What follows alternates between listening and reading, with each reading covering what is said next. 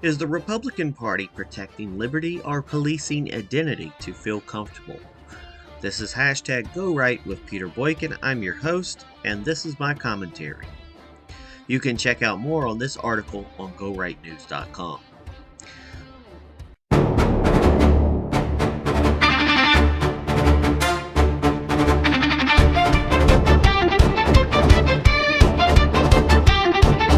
This isn't left. This isn't right. This is liberty under a spotlight. Welcome to the place where questions stay loud, where truth matters more than fitting the crowd. Constitution first, no scripts to read. No gatekeepers, no loyalty test. No borrowed outrage, no hollow stress. Real conversations, clear and direct.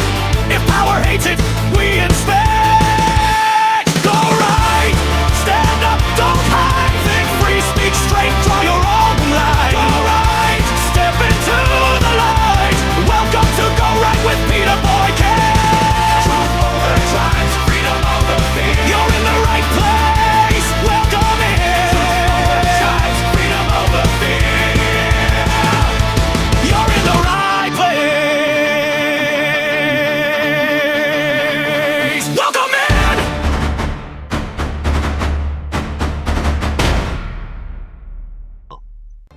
A constitutional republic does not survive by demanding silence from those who expose its contradictions. It survives when citizens are willing to challenge their own side before power hardens into habit and habit hardens into authority. What we're witnessing inside the Republican Party right now is not a fight between conservatives and liberals. It is a struggle between constitutional principles and institutional comfort, between liberty as a boundary on government and tradition being repurposed as a tool of enforcement. Part of this conflict comes from a growing confusion over what, quote, conservative even means. For some, conservatism has become a matter of religion. For others, it has managed and merged into an identity defined by being, quote, anti-woke, which too often collapses into being reflexively anti-gay rather than constitutionally grounded. These views are usually sincerely held, but sincerely does not automatically make them compatible with constitutional limits. For people like me, whose versions of conservatism can feel less like philosophy and more like a warning label. And my conservatism is different. To me, conservatism means conserving our system of government, conserving our way of life through the framework of the Constitution, conserving limits on power so that no political majority, cultural trend, or moral panic can turn rights into privileges. This is why I reject the idea that being openly gay, unapologetically visible, and outspoken about equal protection somehow places me outside the conservative movement. The Constitution does not require me to shrink myself to fit a political coalition. It requires the government to restrain itself from choosing winners and losers under the law. I also reject the framing that says my identity should not, quote, matter to be accepted. That argument sounds reasonable until you follow it to its logical conclusion. If identity truly does not matter, then it should never be used as justification for denying civil rights, redefining marriage through the state, or carving exceptions into constitutional guarantees. Some Republicans say, quote, I am an American first. Well, so am I. That is precisely why I will not accept a government that treats some Americans as provincial. Conservatism was never meant to be a permission structure. It was meant to be a limit on how far the state can go into our lives, our families, our contracts, and our choices. And when a party platform begins to sound like a moral licensing board instead of a constitutional restraint, something fundamental has gone wrong. This is not about rejecting family values. Strong families exist across the country in many forms.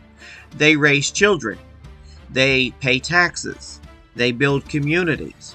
They serve this nation, and they contribute to its stability. The state does not strengthen families by narrowing their definition. It strengthens families by getting out of the way and allowing civil society to function freely. And when organizations inside the party decide they get to determine who is, quote, acceptable, who is, quote, too loud, or who must be sidelined for refusing to conform, that is not unity. That is controlled opposition wearing a friendly label. I will work with anyone acting in good faith to expand liberty. I will oppose anyone, regardless of party, who treats constitutional rights as conditional. Because if we only defend liberty when it is comfortable, then we do not believe in liberty at all. That is the conservatism I stand for. Not religious rule, not ideological purges, and not culture war loyalty tests. A conservatism that conserves the Constitution itself. Thank you for tuning in to #GoRight with myself, Peter Boykin. Check out more at gorightnews.com. Not loud for show, not wrong for right. We don't bow, we go right. This isn't left, this isn't right. This is a line between power and the people, between comfort and courage, between forgetting and remembering who we are. We're still standing, hearts unchained, still here when trends have changed. No crown, no coat, no perfect sign, just flawed men choosing liberty over the right. Still standing calm but unafraid, still calling out the masquerade. Not rage, not hate, not blind insight. We stand firm, we go right. When the noise fades, when history writes, they'll remember who stood upright. Not for applause, not for the fight, but for freedom and the right to be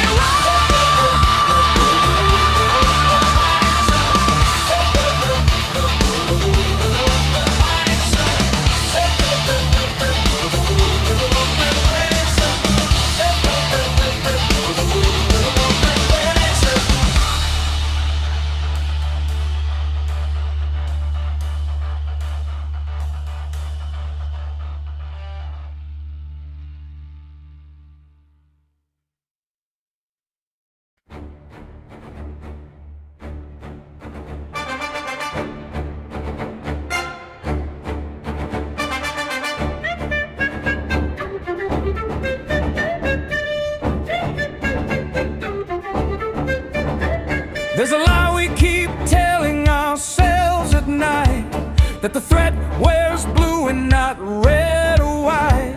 We point at the noise, blame the other side, while locking our doors from the inside.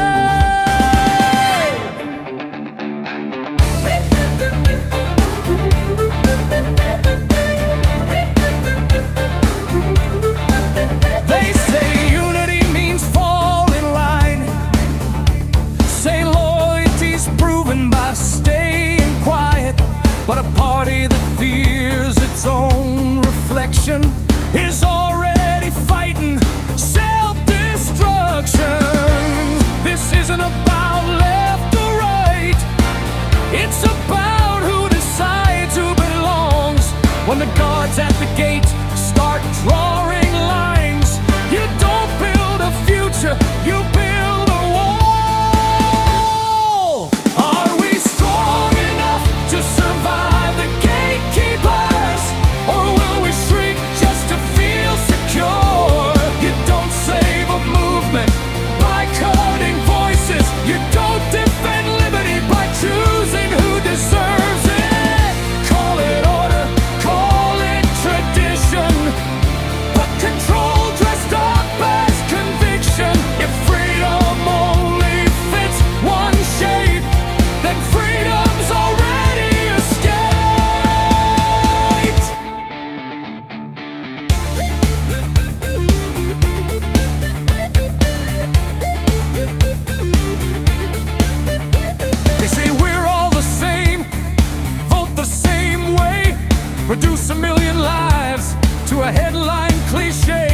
but numbers don't lie, and silence won't hide that Americans don't check identity at the ballot line. Some of us chose country before cult, chose the Constitution when both sides default. Not mascots, not props, not trophies to hold, just citizens tired of being told that representation means permission, that you speak only when approved, but rights don't come from organizations, and truth doesn't need their rules.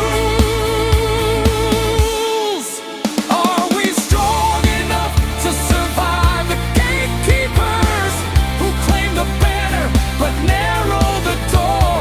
You don't grow a party by purging believers. You don't win elections by ignoring millions more. They call it purity, call it defense, but exclusion always breaks what it claims to protect. If liberty's real, it must apply, even when it's inconvenient to the tribe.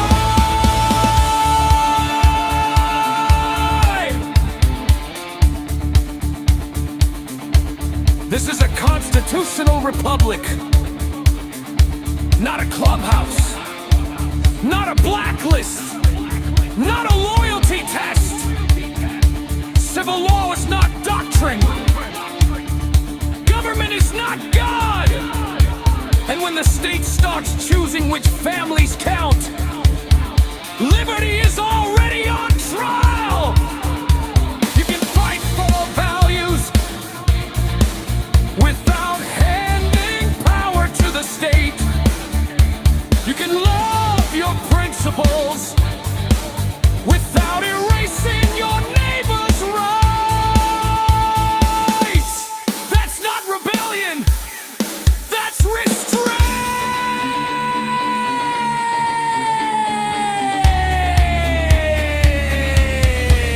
Are we strong enough to survive the gatekeepers, or addicted to comfort and control?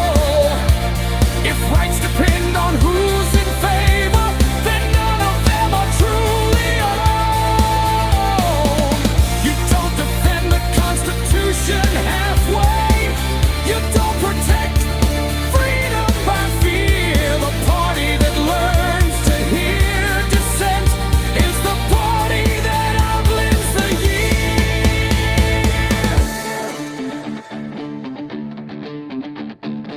year. History doesn't remember who enforced the line. It remembers who refused to cross it. And when silence was easier than truth, some of us chose to speak and stayed standing.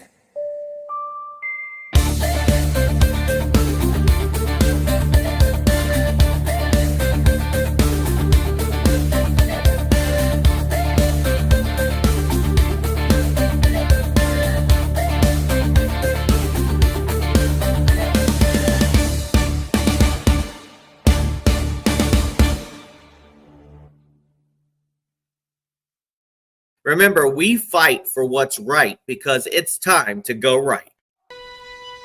Is the Republican Party strong enough to survive its own gatekeepers? Welcome to hashtag Go Right with Peter Boykin!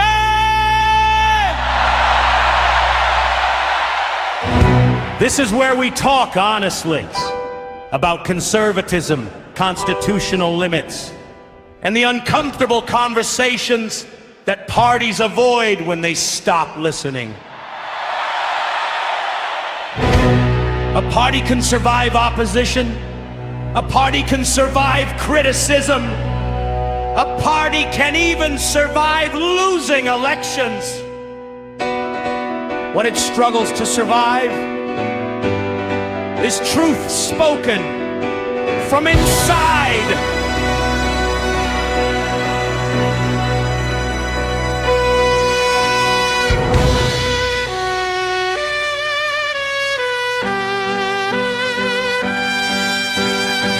Peter Boykin leads one of the largest national networks of gay conservatives, moderates, independents, and Trump supporters in the country that operates independently of log cabin Republicans. That distinction matters! Not because of rivalry, but because collaboration should not require permission. What many of us encounter instead is quiet exclusion. And he is not alone. Figures like Brandon Straka, Scott Pressler, others who expanded conservative reach beyond its comfort zones. Their success should have been multiplied. Instead, it was often minimized. That does not protect a movement. It limits it!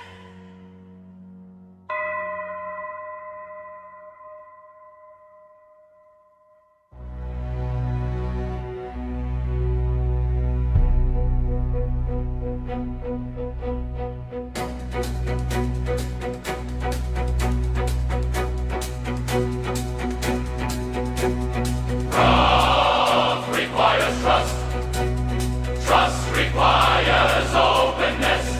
Openness requires courage. One of the longest running myths in politics is that LGBTQ voters are a single democratic bloc. They are not. Roughly half identify as Democrats. About a third are independent or unaffiliated, and around 15% identify as Republican. That 15% represents millions of Americans. Many voted not as symbols, but as citizens prioritizing economic stability, national security, and constitutional restraint!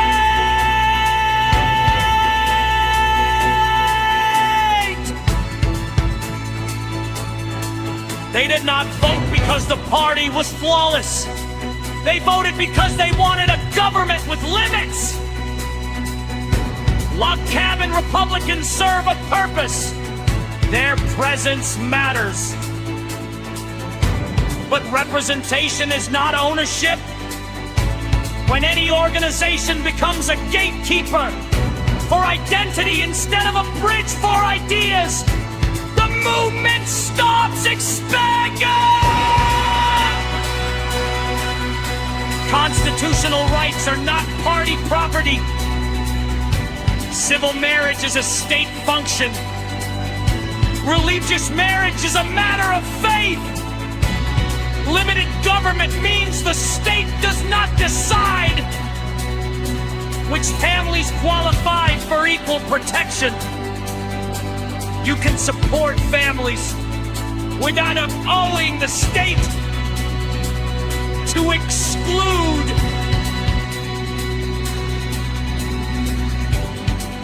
Unity does not require silence.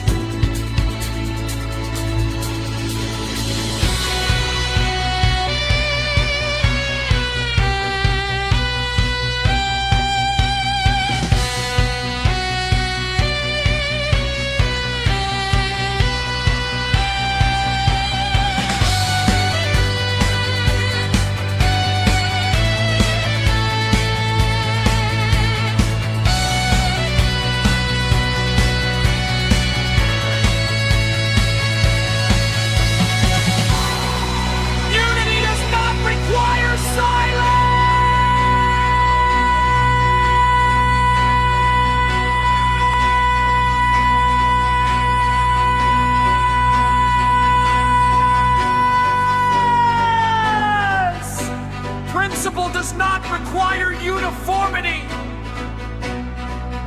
Liberty requires consistency. If the Republican Party wants to grow,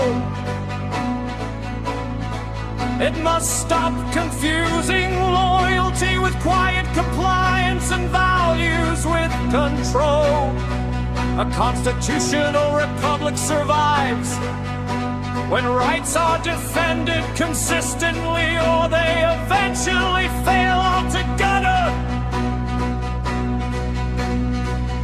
For more context, analysis, and the full written piece, visit GoRightNow.org.